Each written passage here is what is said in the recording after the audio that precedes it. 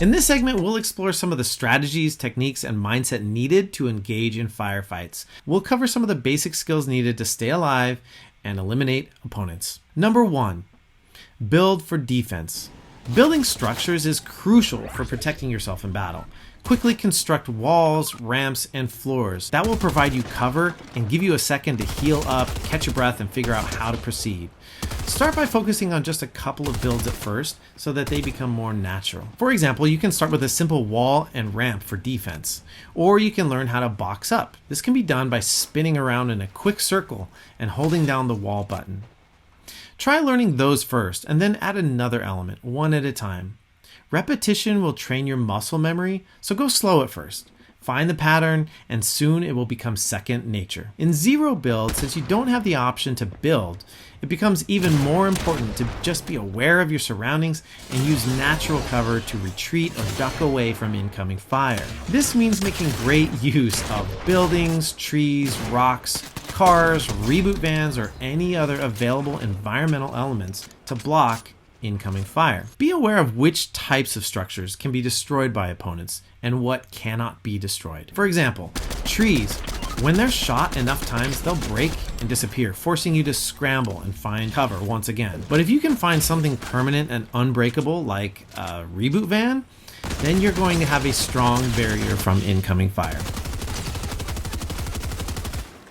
Now, whether you're using builds or natural cover in a medium to long range fight, I like to keep them guessing as to where I am. I try not to peek at the same spot over and over when we're just trading shots. I want to be unpredictable and random so they can't get a clean shot on me. Most importantly, when fighting at mid to long range, be patient.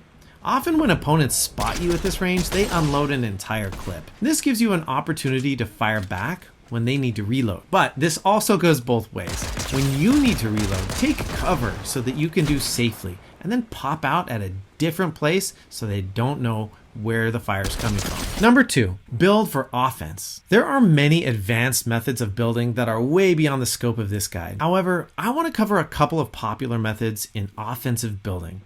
First, there is taking height. This is the idea where you build a structure above your opponent so that you can look down into their box and have advantageous angles.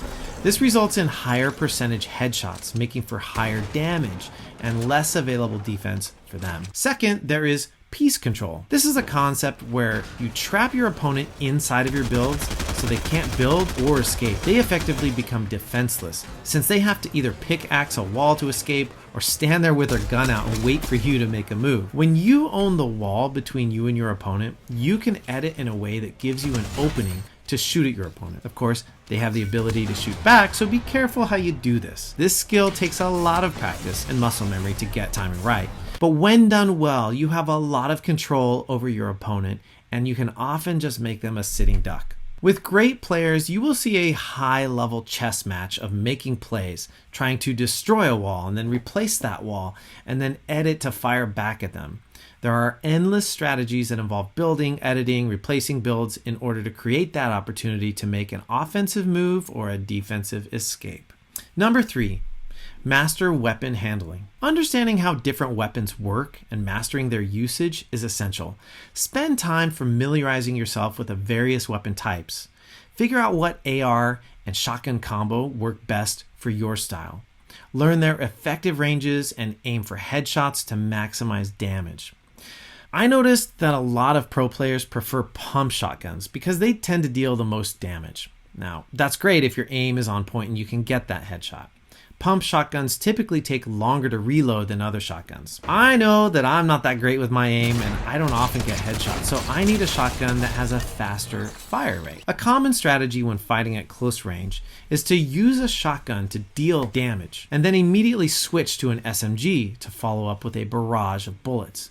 This is when it becomes important to know what's in your inventory slots and have the ability to switch guns quickly. One bonus tip is to always have the appropriate weapon out and ready. It took me a long time to learn this the hard way, but whenever I walk into a building or a structure where someone could be hiding, I immediately switch to my shotgun. I can't tell you how many times I've been surprised and had the wrong weapon out, or worse, thrown them a med kit instead of firing back to defend myself. Whatever the situation, try to keep the proper gun active and ready. And I cannot underscore this concept enough.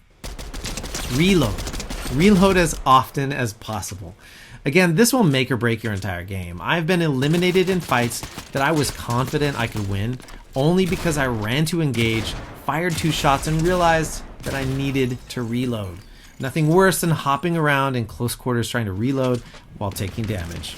Number 4, movement. In this game, you must keep moving, especially when you are actively engaged in a fight. When I began, I would often try to run backward while firing at my opponent. A terrible strategy, because running backward is the slowest way to move, and you can become an easy target. However, if you can advance forward, jump, move to the left and right in unpredictable ways while keeping your aim on your opponent, you will become harder to eliminate. Always be thinking of ways to confuse your opponent by moving, jumping, sliding, mantling, and using the environment to gain height, etc. Find combinations that work for you and do your best to chain together movement that is unpredictable. One subtle tip that made a huge difference for me was the concept of circling to the right of your opponent. Due to the field of view in this game, when you do this, the opponent's avatar quite literally blocks you from view. It makes it harder to track and shoot back. Obviously, with more skilled opponents, they know how to counter, but it is a good starting point to play with. Number 5, use visual sound effects. By default, this is a feature that is not on. Originally developed for the hearing impaired, it became a popular tool to use even for top pros with perfect hearing. This gives you a visual overlay of footsteps, gliding opponents, gunfire, etc. It helps to orient you towards an incoming opponent based on the visual signals on screen. To turn this feature on, navigate to the sound settings. Turn on visual sound effects to start using this feature. Number 6, stay calm and build confidence. Remaining calm under pressure and having confidence in your abilities can make a significant difference in battles. I know it's way easier said than done, but don't panic when engaging with enemies. Practice your aim, your building, and your movement skills regularly, and this will increase your overall performance. Remember, practice is key to improving your combat skills in Fortnite. Learn from each engagement and adapt your strategies based on the situation.